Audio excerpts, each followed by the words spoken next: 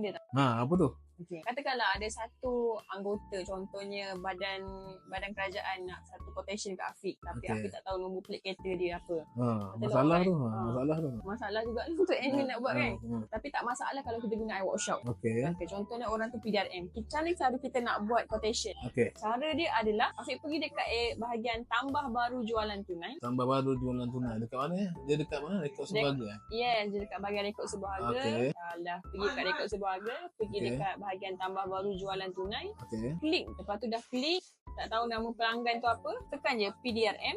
Sebab kita nak buat dia punya quotation kan. So nombor telefon dia, ni saya buat contoh lah, 01. Tekan simpan. Dah tekan simpan.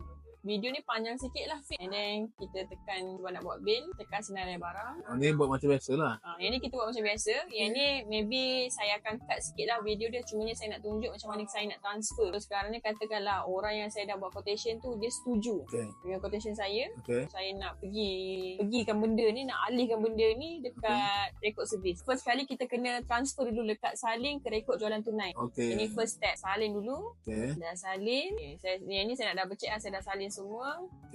Yang tu saya dah salin. Lepas tu kita nak salin pula rekod jualan. Maksudnya rekod item barang yang saya nak jual dekat badan kerajaan tu lah. So, saya akan salin item ke rekod jualan tunai.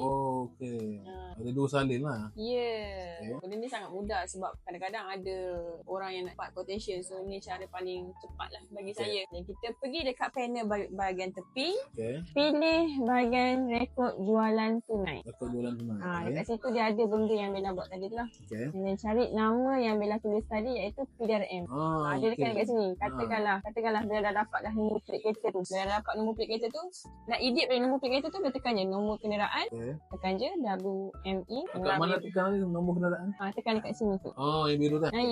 So tekan simpan. Dah tekan simpan. Kalau bila dah tengok dah tak ada ni, dah hilang ni, maksudnya benda ni automatically dah berpindah ke bahagian rekod servis.